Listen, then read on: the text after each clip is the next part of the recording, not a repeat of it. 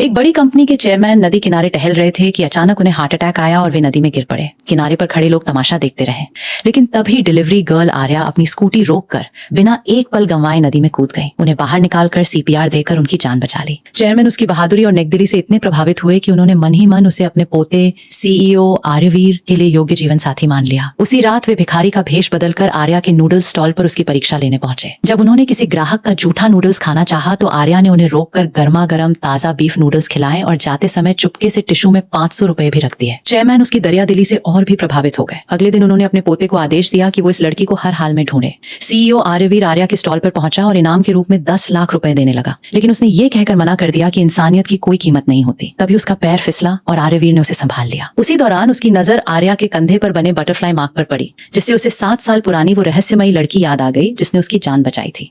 फिर उसकी नजर आर्या की 6 साल की बेटी वुयो पर गई। उम्र को लेकर आर्या के झूठ बोलने पर आर्यवीर को शक हुआ और उसने बच्ची का डीएनए टेस्ट कराने का आदेश दे दिया। दूसरी ओर आर्या अपने मंगेतर वुहाओ को जमीन के मुआवजे के पैसे मिलने की खुशखबरी देती है, लेकिन वुहाओ और उसकी लालची माएं पहले से ही उसे धोखा देने की साजिश रच चुके होते हैं।